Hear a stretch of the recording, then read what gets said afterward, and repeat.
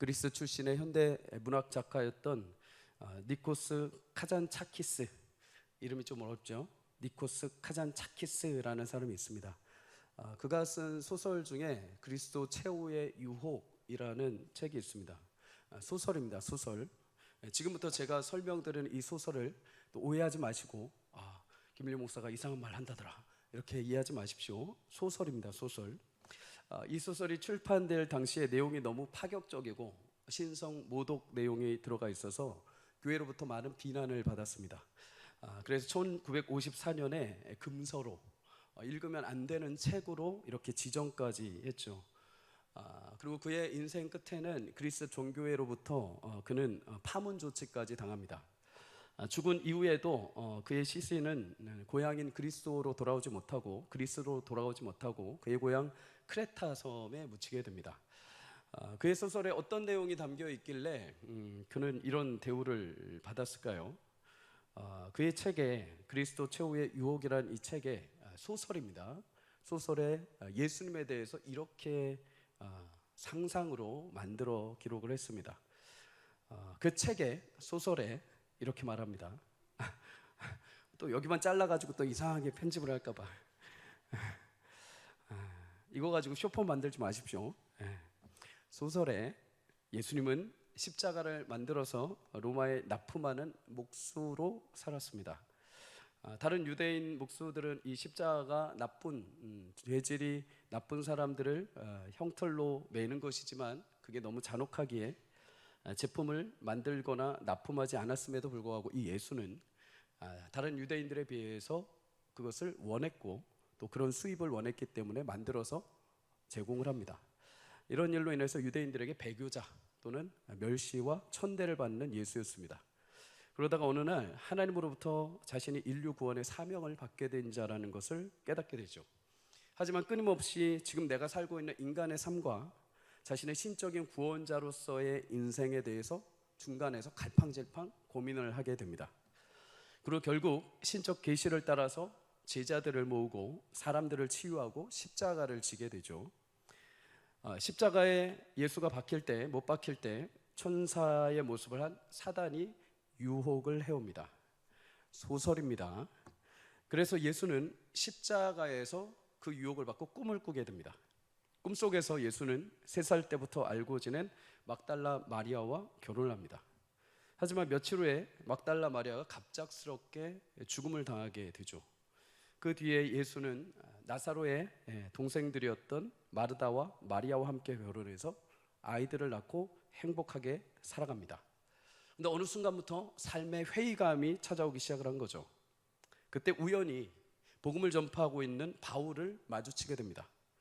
바울이 그 예수라는 사람을 딱 보자마자 당신은 하나님의 아들로서 반드시 십자가를 짊어지고 죽고 3일 만에 부활을 해야 되는데 왜 지금 여기 있습니까?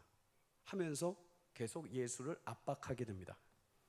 또한 당시에 예수의 간절한 부탁으로 예수를 고발했던 가룟 유다도 정작 예수의 게임에 넘어가서 예수를 고발했지만 예수가 정작 십자가에 오르지 않고 인간적인 삶을 살고 있는 것을 보고 와서 비난을 퍼붓습니다. 그렇게 세월이 흘러서 노인이 된 예수는 죽음을 이제 앞두게 되죠. 그때 옛 제자 12명이 예수 앞에 찾아옵니다. 12명의 제자는 모두 돌아가며 예수가 십자가에 그때 죽었어야 된다고 비판을 합니다. 예수는 눈물을 흘리면서 제자들에게 사죄를 합니다. 그럼에도 제자들은 끝내 예수를 외면하고 떠나버리죠. 그때 갑자기 예수는 꿈에서 깨어나게 됩니다. 그리고 자신이 지금 십자가에 매달려 있는 것을 발견하죠. 그리고 이 모든 게 꿈이었구나라고 생각하게 됩니다. 마침내 예수는 이 꿈을 꾸고 나서 자신이 십자가에서 죽는 것이 의무이자 약속임을 깨닫고 담담하게 그냥 그 죽음을 맞이하게 됩니다. 여기까지가 소설입니다. 소설. 여러분, 이 소설은 물론 성경의 말씀과는 전혀 다른 허구의 내용으로 작가가 상상력을 발휘해서 기록을 한 거죠. 다소 신학적인 요소나 위험이 좀 있기는 합니다. 그런데 오늘 이렇게까지 소개를 해드린 이유는 이 소설을 통해서 우리가 예수님의 죽음에 대해서 그 요소를 음미해 볼 수 있는 가치가 몇 가지 있기 때문입니다. 예수님이 십자가에 오르셨을 때 실제로 많은 종교 지도자들하고 무리들은 당신의 하나님의 아들이라면 죽지 말고 십자가에서 내려와 보라고 조롱을 했습니다. 예수님이 공생이 시작 전에 40일간 광야에서 금식을 하시며 준비하실 때도 사단이 와서 세 가지 시험을 하죠. 근데 그 세 가지 시험을 종합을 해보면 굳이 당신이 십자가 위에서 죽지 말고 그냥 내려와서 평범한 일상을 행복하게 살라는 것입니다. 굳이 죽지 말고 이 땅에서 육신의 옷을 입고 살면서 행복한 인생을 맛보라는 거죠. 그것이 당시 유대인들의 소망이었고 그것을 잘 이용한 사단의 유혹입니다. 그렇다면 여러분, 예수님의 그 순간 소설의 이 내용처럼 십자가에서 죽지 않고 내려와서 평범한 삶을 사셨다면 어떻게 되었을까요? 그 부분에 대해서 카잔차키스의 이 소설은 다는 아니지만 그러한 일이 얼마나 무의미하고 예수님에게뿐만 아니라 우리 인류에게도 얼마나 비극적이고 애통할 만한 사건인지를 보여줍니다. 그의 소설을 보면 오히려 예수님이 십자가에서 죽으신 것이 우리에겐 너무 큰 다행이고 너무 큰 자랑이고 너무 큰 감사라는 생각이 들 정도이죠. 그렇다면 우리는 이제 예수님의 십자가의 죽음에 이제 조금 다르게 접근을 해야 됩니다. 예수님이 십자가에서 죽으심은 어쩔 수 없는 패배자로서의 선택이 아니라는 거죠. 오히려 예수님의 십자가 죽음은 인류 구원을 위한 하나님의 계획 앞에 예수님이 뒤로 물러서지 않고 자발적으로 순종하신 사건입니다. 동시에 십자가에서 죽으심은 패배한 것이 아니라 구원의 완성을 위한 예수님의 승리인 것이죠. 여러분, 만약에 살기 위해 오셨는데 십자가에 오르셔서 죽으셨다면 그건 패한 겁니다. 그런데 죽기 위해 오셨는데 십자가에서 죽으셨다면 그것은 패한 것이 아니라 승리인 것이죠. 그래서 십자가를 단순히 비참한 죽음으로 여긴 당시 사람들, 유대인, 이방인들에게는 십자가가 꺼리는 거고 미련한 것처럼 여겨졌습니다. 그러나 고린도전서 1장 24절의 말씀처럼 오직 부르심을 받은 자들, 곧 예수님의 십자가 죽음으로 구원을 얻게 된 성도에게는 십자가는 나를 구원하신 하나님의 능력이요 하나님의 지혜가 되는 것입니다. 그러기에 우리는 로마 시대 사람들조차 얼굴을 절레절레하며 피할 정도의 참혹하고 고통스러운 사형에 틀린 십자가를 볼 때마다 바울의 고백처럼 이것이 나의 유일한 자랑이요 예수님의 승리요 나의 유일한 소망입니다 라는 고백이 나와야 합니다. 사랑하는 성도님들, 예수님의 죽으심을 통해 한 가지는 명확하게 우리가 배울 수 있습니다. 성경이 말하는 승리라는 것, 하나님의 승리라는 것은 살고 죽는 것으로 결정되는 것이 아니라 아무리 살아도 그곳에 하나님의 뜻이 없으면 패한 것이요, 아무리 죽음을 맞이한다 해도 그곳에 하나님의 뜻이 있다면 그것은 승리한 것입니다. 그러니 성도님들, 세상의 고난의 현실과 비참함 속에 있다 하더라도, 심지어 죽음 앞에 있다 하더라도 성도의 인생을 패한 것처럼 여기지 마십시오. 십자가 끝에 있을지라도 그곳에 하나님의 뜻이 있고 그 뜻에 내가 붙들려 순종하고 살고 있다면 그것을 이미 여러분들은 승리하고 계십니다. 예수님은 그렇게 십자가 죽음 위에서 승리하셨습니다. 그리고 하나님 보좌 우편에서 그 권능과 위엄으로 오늘도 십자가 길을 걷는 모든 성도들을 돌보시고 참된 승리의 끝을 향해 달려가도록 힘과 능력을 주실 것입니다. 성도님들, 끝까지 그 십자가의 영광스러운 승리가 예수님을 통해 이미 여러분들에게 주어졌음을 믿으시고 십자가만이 나의 능력이요 나의 자랑이요 나의 소망입니다 고백하시며 함께 그 주님의 길을 따라 귀하고 영광스러운 복된 구원의 은혜를 함께 누릴 수 있기를 주의 이름으로 축복합니다. 여러분, 그렇다면 예수님의 죽으심이 우리에게 어떻게 승리가 될 수 있는가? 오늘 본문을 통해서 몇 가지 교훈을 살펴보려고 합니다. 첫째는 예수님의 죽음은 어둠에서 빛으로 우리를 인도하신 사건입니다. 예수님이 십자가에 못 박히신 시간은 오전 9시입니다. 십자가에 못 박히시고 3시간이 지나서 오늘 본문에 보면 낮 12시에 온 땅에 어둠이 임하였다라고 말합니다. 그리고 그 어둠은 오후 3시까지 예수님이 숨을 거두시기까지 어둠이 계속 임했습니다. 여러분, 낮 12시면 해가 가장 높은 곳에 중천에 뜨고 가장 뜨거운 시간입니다. 가장 빛이 밝게 빛나야 하는 시간이죠. 가장 세상에서 찬란한 빛이 빛나야 하는 시간인데 그 시간에 온 땅에 어둠이 가득했습니다. 성경에 보면 어둠의 순간들이 있었죠. 이스라엘 백성들이 출애굽할 때 하나님께서 애굽의 9번째 재앙으로 흑암을 애굽에다가 재앙으로 보내십니다. 3일 동안 애굽이 전체 전 영역이 흑암에 쌓이게 됩니다. 당시 애굽은 태양신을 섬겼죠. 태양신을 섬긴 그 심판의 한 종류로 하나님은 흑암을 애굽 땅에 보내셨습니다. 흑암의 기간 동안 애굽 사람들은 서로 볼 수도 없고 아무도 일어날 엄두도 내지 못했다고 성경은 증거합니다. 그 다음에 애굽의 10번째 재앙이 장자의 죽음이죠. 흑암의 죽음, 흑암은 곧 장자의 죽음을 예비적으로 보여주는 재앙이었습니다. 어둠이 임한다는 것은 곧 죽음을 의미하는 것이죠. 그런데 오늘 예수님이 십자가 위에 계실 때 흑암이 그 땅을 덮어버립니다. 애굽에 임한 저주처럼 예수님은 우리를 위하여 홀로 그 어두움 가운데 죽음의 저주를 모두 감내하신 것이죠. 갈라디아서 3장 13절은 그래서 이렇게 말합니다. 그리스도께서 우리를 위하여 저주를 받은 바 되어 율법의 저주에서 우리를 속량하셨으니 기록된 바 나무에 달린 자마다 저주 아래에 있는 자라 하였습니다. 예수님은 우리가 받아야 될 죄의 무게, 그 저주를 홀로 받고 계신 겁니다. 여러분, 빛이 조금만 있어도 어둠은 확 물러가게 되어 있습니다. 방 안에 불을 꺼놓으시고 여러분 조금만 조명 하나만 켜셔도 그 방이 환하게 밝혀지는 것을 경험해 보셨을 겁니다.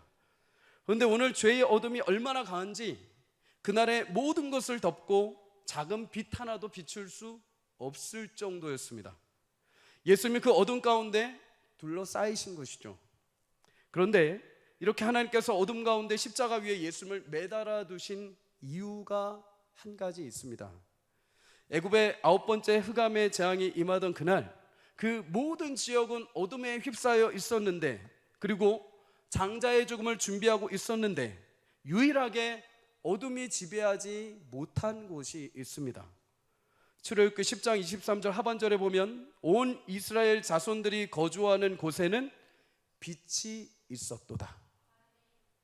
이스라엘 자손들이 거주하는 그곳에만 하나님이 빛을 거기에만 비춰주셨습니다. 오늘 본문도 보면 어두움이 온 땅을 덮고 있는 그 시간에 이 어둠 가운데 유일한 빛이 계십니다. 바로 십자가 위에 계신 예수님이십니다. 여러분, 예수님은 요한복음 8장 12절에 말씀하십니다. 나는 세상의 빛이니 나를 따르는 자는 어둠에 다니지 아니하고 생명의 빛을 얻으리라.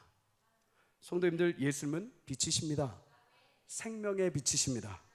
그 생명의 빛이신 예수님이 어둠 가운데 십자가에서 죽으신 이유는 우리를 죄의 어둠 가운데 빛으로 인도하시기 위함입니다.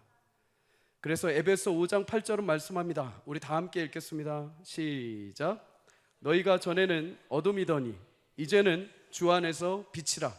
빛의 자녀들처럼 행하라. 아멘. 우리는 어둠 속에 살았던 존재들, 이곳저곳을 둘러봐도 어디로 가야 할지 모르고 어떤 행동을 해도 그것이 옳고 그른지도 분별할 수 없는, 어떤 일이 일어나고 막막한 현실 가운데 무엇이 존재할지도 모르는 그런 삶을 살던 존재들, 그렇게 죄로 인해 흑암 가운데 살던 우리를 그리스도 예수께서 죽으심으로 어둠 속에 속한 자녀가 아니라 빛의 자녀들이 되게 하신 줄 믿습니다. 그 빛이신 예수님의 인도함을 받아 여러분을 통해서 빛의 열매가 찬란하게 빛날 수 있기를 주의 이름으로 축복합니다. 그 빛을 따라가십시오.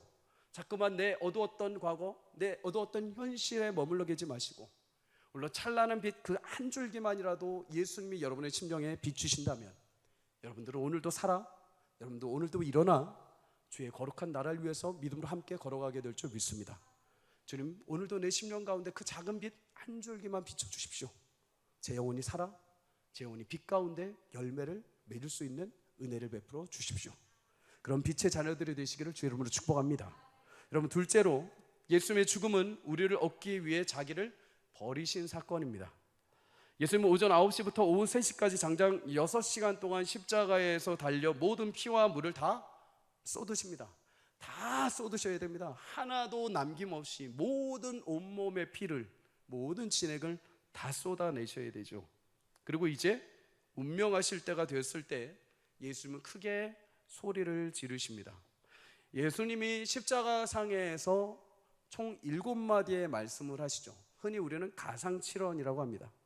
그 중에 오늘 본문에 담긴 말은 순서적으로 유출을 해보면 4번째에 해당하는 말이죠. 엘리 엘리 라마 사박다니.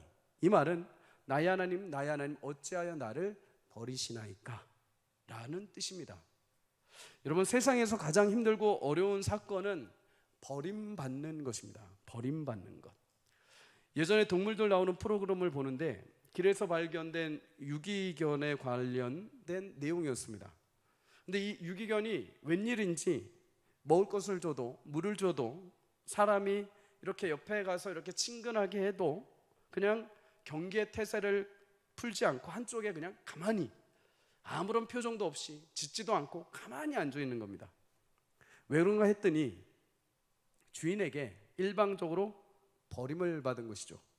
여러분, 애완견 데리고 멀리 여행을 갔다가 거기서 그냥 주인이 버리고 가버린 겁니다. 강아지들은 충성도가 굉장히 높죠.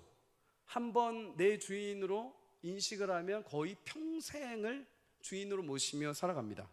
근데 갑자기 자신은 그렇게 평생의 주인으로 모시고 살아왔는데 주인이 어느 날 여행 가자 꼬드겨서 갔는데 거기서 버림을 받았다.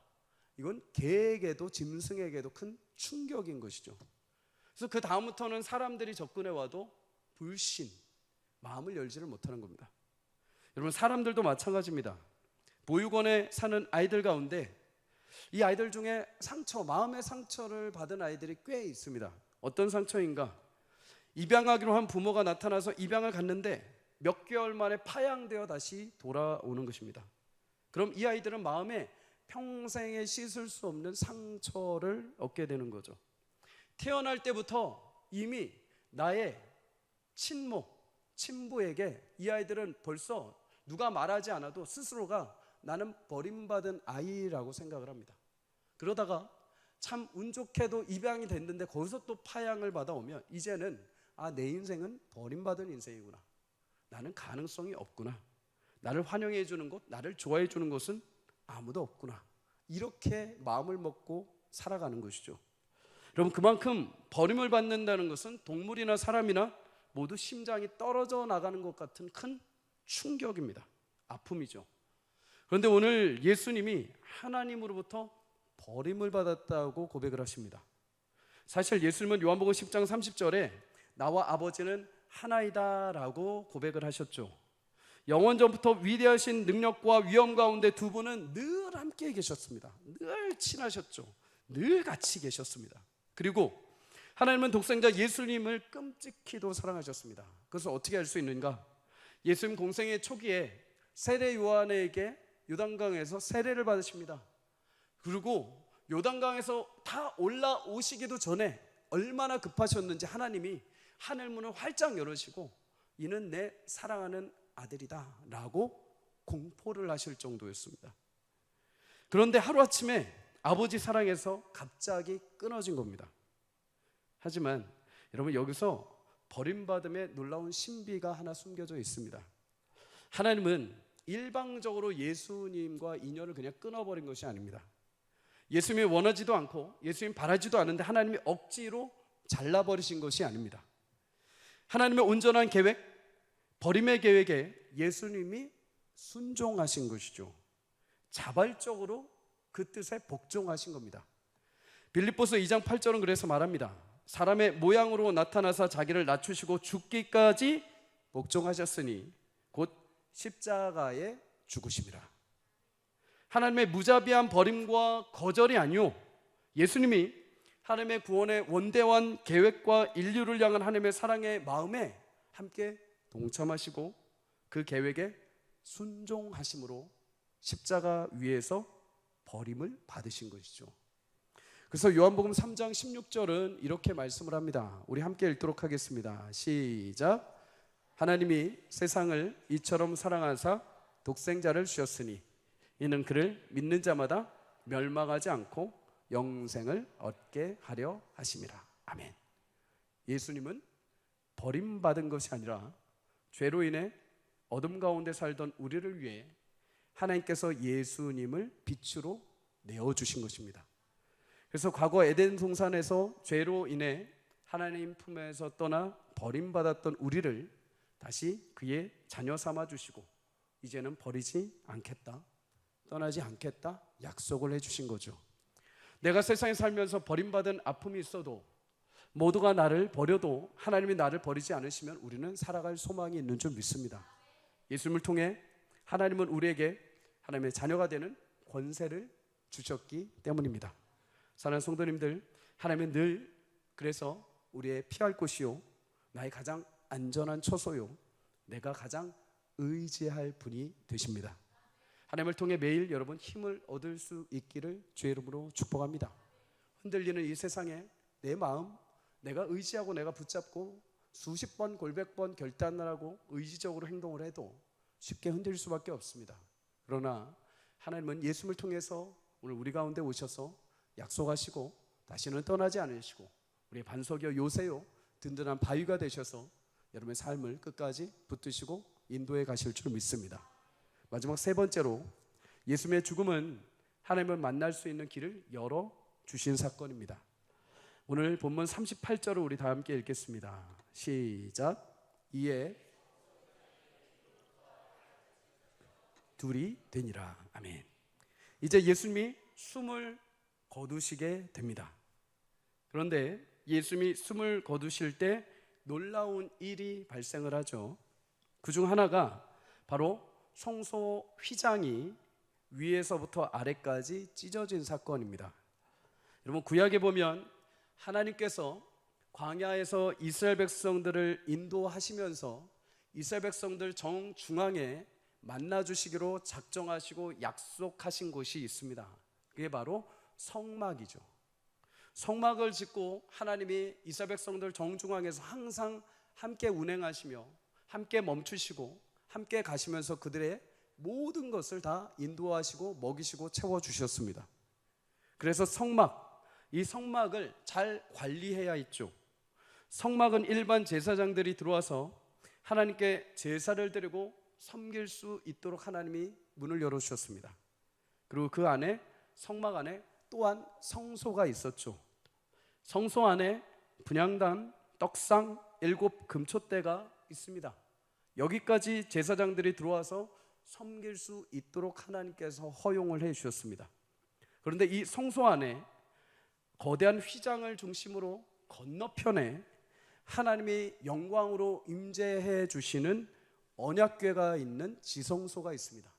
근데 이 지성소는 함부로 들어갈 수가 없죠. 휘장으로 가려놨습니다.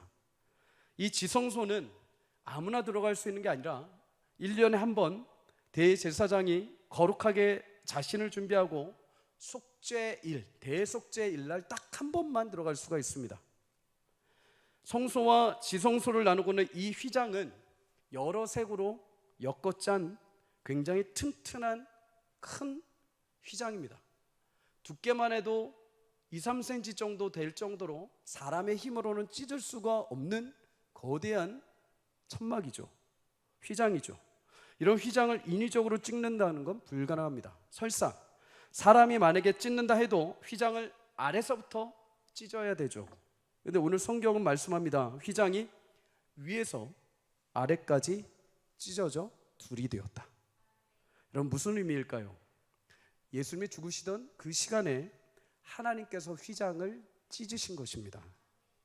그 전까지 지성소, 곧 하나님 임재 안에 들어가는 곳을 휘장이 가로막고 있었습니다.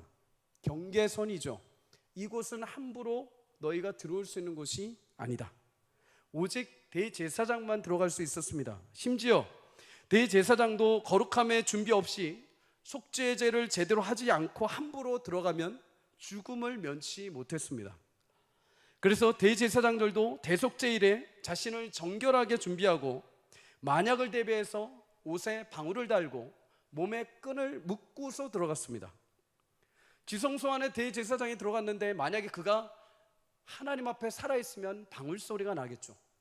근데 잘 들었는데 방울 소리가 안 납니다. 죽은 겁니다. 하나님 앞에 자신도 모르게 무엇인가 죄를 범했기 때문에 하나님께서 그 자리에서 즉사하게 하신 거죠. 그럼 거기 어떻게 들어가서 꺼내옵니까? 못 꺼내오죠. 그러니까 끈으로 묶었던 것을 밖에서 제사장들이 그 시체를 끄집어내는 것입니다.